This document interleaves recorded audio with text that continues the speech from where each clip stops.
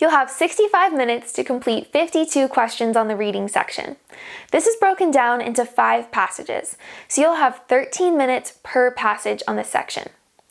We're going to walk through strategies for you to improve your reading timing and your score on this section. I'll help you to read more efficiently and to improve the way you analyze questions and answer choices in this section. One thing that can really affect your score is your reading strategy. Overall, our strategy should be to read as effectively as we can, gather as much information from the passage as possible, so we can answer our questions quickly and to the best of our ability, right? But sometimes we have timing issues. We can't read as fast as we want to, or we struggle with the questions and we just run out of time. So to determine what reading strategy is best for you, you should ask yourself this question.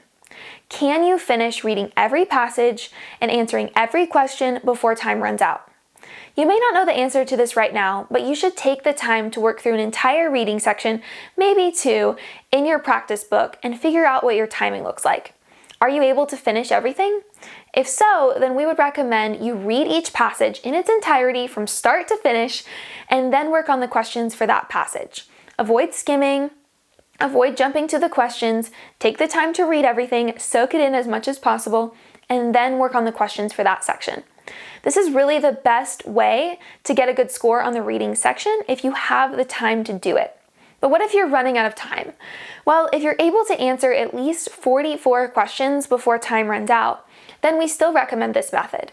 It's really the best way to get as much information as possible from your passage and answer your questions.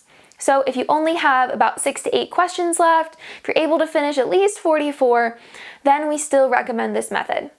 One thing you can do here is try to figure out what types of passages you're best at.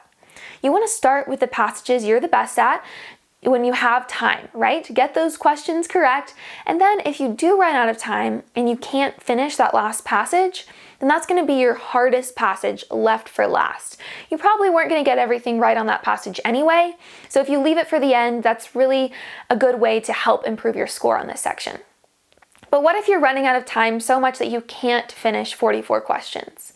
Well, one thing to keep in mind is working through the prep in this section can help you to improve your timing. We're going to work through reading strategies and improving the way you analyze questions and answer choices, and this really can have an effect on how quickly you can complete a reading section.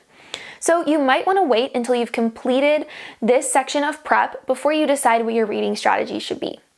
But if you're still not able to finish 44 questions after prep and after doing a couple practice tests, then what we recommend is you jump straight to the questions. This should really be a last resort strategy. It's definitely not as effective for getting the right answer as to reading the passage in its entirety first, but if you are having a major timing issue, this can sometimes help. Jump to the questions and then basically refer back to the passage as needed to answer every question. You may struggle especially with questions that are to deal with the entire passage as a whole. We'll learn more about that in a later video, but this can help you if you are having a major timing issue.